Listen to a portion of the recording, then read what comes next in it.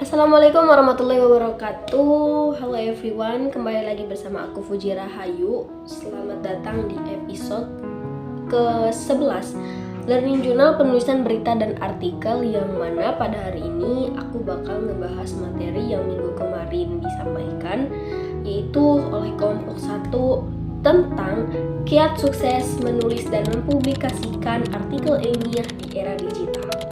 Nah teman-teman, di era digital sekarang ini, menulis berita atau menulis artikel ilmiah menjadi salah satu skill penting yang harus dimiliki oleh mahasiswa, khususnya para akademisi.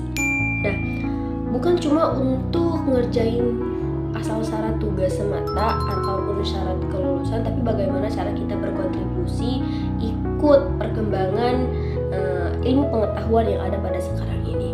Tapi sayangnya banyak banget yang masih ngerasa menulis artikel ilmiah itu susah, ribet. Tapi emang benar. Nah, tapi padahal kalau misalkan kita bisa memanfaatkan di era digital ini teknologi, kita bisa mempelajari lebih mudah karena banyak banget akses informasi-informasi yang disebarluaskan oleh orang-orang yang lebih tahu daripada kita gitu. Oke teman-teman, di pembahasan kali ini aku bakal ngebahas atau ngebagi kepada 4 poin inti, yang mana langsung saja. Yang pertama adalah pentingnya menulis artikel ilmiah. Kenapa penting banget nulis artikel ilmiah ini, khususnya untuk tadi yang aku bilang di sebelumnya, apalagi untuk para mahasiswa atau akademisi. Nah, artikel ilmiah ini kan punya tujuan khusus gitu, atau tidak hanya untuk tersebar luaskan saja, namun bagaimana kita memberi informasi, memberi ide, gagasan, ilmu pengetahuan kepada orang banyak gitu. Tapi sayangnya di era digital sekarang ini masih banyak orang yang ngerasa susah, yang ngerasa takut akan mulai menulis karena mereka merasa penulisan ini merasa susah. Namun ketika kita pikirkan, kalau di era digital sekarang ini banyak banget informasi atau akses teknologi yang memberikan kita ruang untuk kita bisa belajar lewat teknologi ini. Jadi sesuatu yang telah berkembang sekarang, teknologi itu bisa kita dijadikan alat atau akses untuk kita belajar lebih banyak lagi terkait penulisan ini. Nah teman-teman, yang kedua itu adalah ciri-ciri artikel ilmiah. Tentu artikel ilmiah itu mempunyai ciri-ciri tentunya, misalnya nih, cara penulisannya yang jelas, memakai data, bahasanya sopan gitu, mudah dimengerti oleh orang lain. Dan kita juga harus mengerti cara menulis artikel ilmiah seperti apa. Pertama, kita itu harus memakai data terlebih dahulu, terus penetapan metodenya yang harus tepat, serta kita tidak boleh asal ambil tulisan milik orang lain.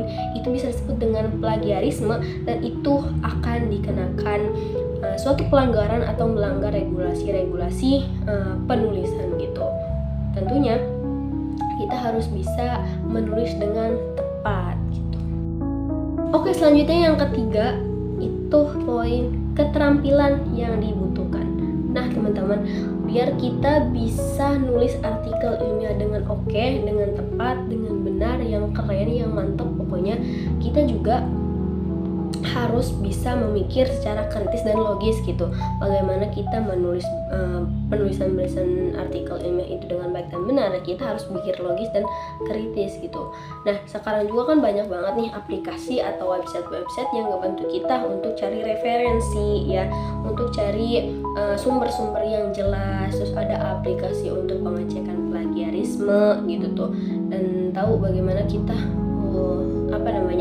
cara-cara untuk kita mempublikasikan. Nah karena di tulisan, karena untuk belajar menulis ini kita hanya tidak ditekankan untuk ngerti cara nulis, tapi juga kita harus ngerti cara mempublikasikan artikel kita gitu, yang baik dan benar kayak gimana gitu. Oke, yang terakhir, yang poin keempat adalah semangat dan lingkungan yang mendukung. Nah ini poin penting yang kadang orang sepelekan, tapi benar-benar penting buat diri kita, apalagi buat proses kita belajar menulis dan mempublikasikan gitu.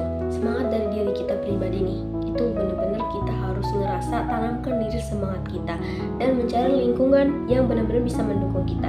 Karena banyak banget orang yang berhasil mempublikasi karena dia apa? Rajin membaca, rajin menulis, rajin latihan, lingkungannya itu baik gitu tuh, dan mereka tuh belajar dari kesalahan-kesalahan yang telah mereka perbuat gitu. Jadi Jadi banyak banget sekarang akses atau informasi yang mendukung kita, yang mengajarkan kita banyak hal tentang penulisan. Itu tergantung dari kitanya lagi gitu, kita mau apa enggak untuk bisa mau atau lebih memilih untuk menyerah gitu.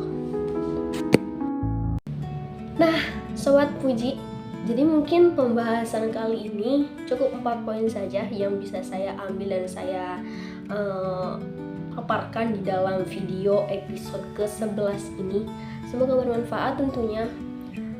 Kembali lagi di era digital ini, kita tidak bisa beralasan untuk ini tuh ngelakuin penulisan artikel ini tuh susah gitu. Terus kayak gimana cara belajarnya, itu mudah, susah untuk aksesnya. Sekarang tuh nggak ada alasan kayak gitu, karena teknologi yang kita pakai ini, khususnya handphone sekarang ini, itu adalah salah satu alat pendukung kita gitu. Bagaimana kita bisa mencari suatu informasi, mencari pembelajaran atau edukasi di HP ini gitu.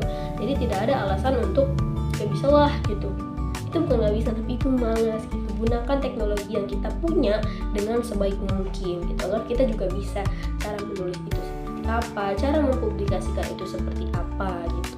Di era digital ini nih, rasanya mungkin agak sedikit heran kalau misalkan orang yang belum bisa atau tidak mau belajar terkait penulisan artikel ini, karena emang ini kan salah satu kewajiban dan keharusan penting ya, apalagi khususnya untuk para mahasiswa dan para akademisi gitu.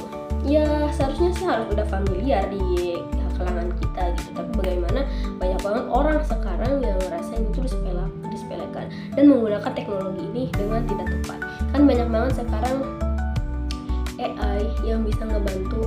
Sebenarnya penggunaan AI itu penting, bisa aja kita gunakan, tapi ya dengan sebaik mungkin gitu. Jangan sepenuhnya kita ngasih tugas ke mereka. Ya bagaimana kita bisa, atau kitanya nyuruh-nyuruh aja gitu tuh.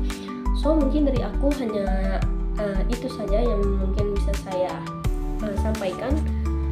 Semoga bermanfaat dan sampai jumpa di episode 12 dan selanjutnya. Saya Fuji Rahayu pamit undur diri. Assalamualaikum warahmatullahi wabarakatuh. Bye bye.